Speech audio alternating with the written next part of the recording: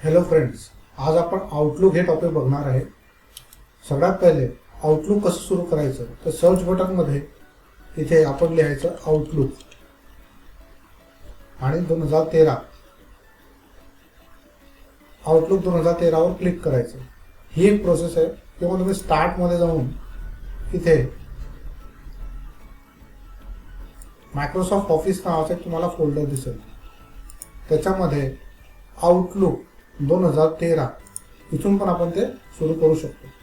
आता मी आउटलुक 2013 हे सुरू करतोय।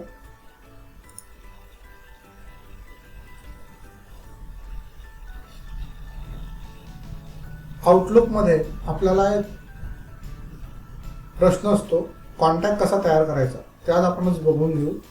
तर आउटलुक मध्ये इथे न्यू आयटम मध्ये कॉन्टॅक्ट नावाचं एक ऑप्शन दिसेल, त्याच्यावर तुम्हाला क्लिक करायचं आहे।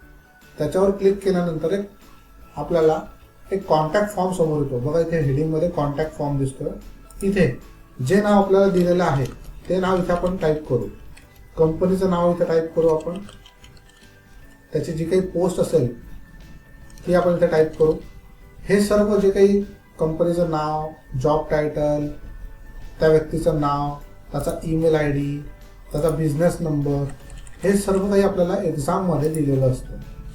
प्रश्नामध्ये, एक्झामच्या प्रश्नामध्ये आपल्याला दिलेलं असतं। आता इथे ती जी काही माहिती असेल ती आपल्याला फक्त तंतोतंत जशीच्या तशी टाईप करायची आहे आणि याला सेव्ह अँड क्लोज करायचं। आता मी एक कॉन्टॅक्ट तयार करतो कपिल शर्मा नावाने, रिलायन्स कंपनीमध्ये, त्याला मी सेव्ह करतो। आता आणखी एक कॉन्टॅक्ट मी ते तयार करून बघतो। न्यू आयटम मध्ये गेलो, इथून कॉन्टॅक्ट, एक कॉन्टॅक्ट मी तयार केला ओम शर्मा नावाने। हा FIS कंपनीमध्ये कामाला आहे शकतो। तिथे हा बिझनेस ॲनालिसिसचा समजा, त्याचा जो काही वर्क नंबर असेल तो हा असेल सपोज।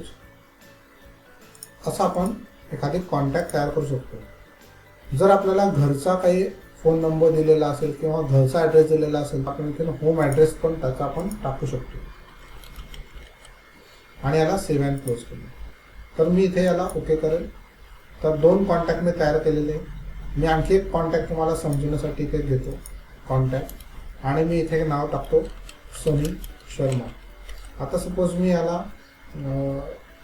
विप्रो कंपनीमध्ये ॲज अ मॅनेजर या पोस्टने याला सेव्ह केलेलं आहे। तिथे सेव्ह अँड क्लोज होऊन जाईल। आता आपण जे काही सेव्ह केलेले कॉन्टॅक्ट आहे ते आपल्याला कुठे दिसते, ते पीपल नावाचं चिन्ह आहे, इथे पण आपण त्याला सर्च करू शकतात। किंवा या सर्च पीपल इथे पण एक ऑप्शन आहे, तिथे पण आपण त्याला सर्च करू शकतो। किंवा मी इथे टाईप करतो सनी।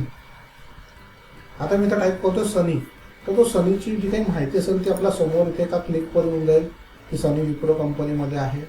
आता सपोज मी किंवा ओम शर्मा, जर मी इथे टाईप करतो ओम शर्मा, तर तुम्हाला ओम शर्माची जी काही माहिती असेल तर डबल क्लिक केलं तर त्याची पूर्ण माहिती देऊन देईल, त्याचा वर्क नंबर देऊन देईल, त्याचं कंपनीचं नाव सगळं काही देऊन देईल।